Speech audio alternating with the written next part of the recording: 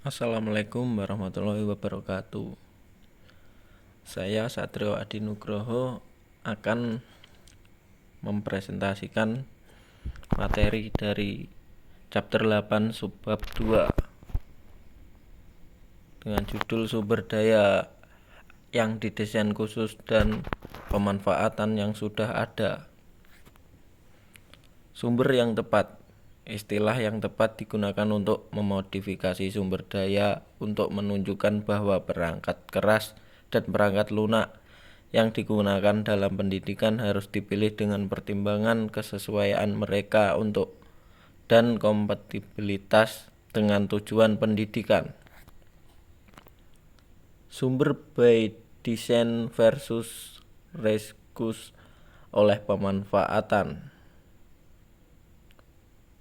Untuk menjelaskan jenis sumber daya yang tersedia untuk membantu memfasilitasi pembelajaran, penulis laporan 1972 AECT membuat pembedaan yang bermanfaat antara sumber daya dengan desain dan sumber daya dengan pemanfaatan.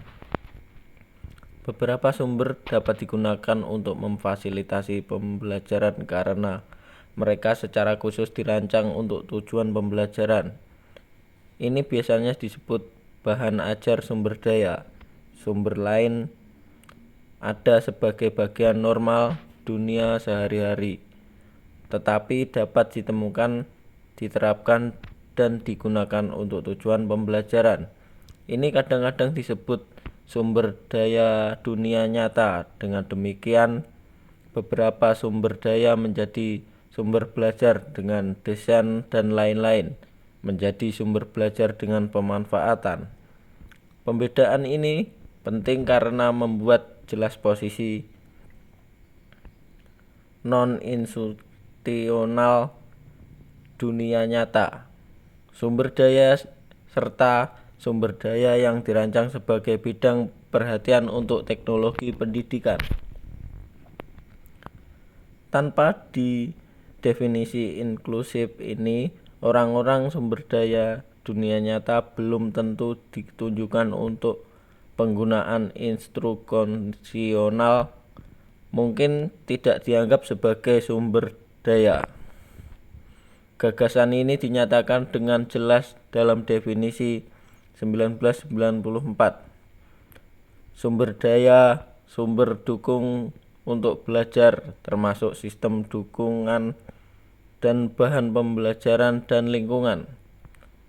Sumber daya dapat mencakup apapun yang tersedia untuk membantu individu belajar dan melakukan kompeten.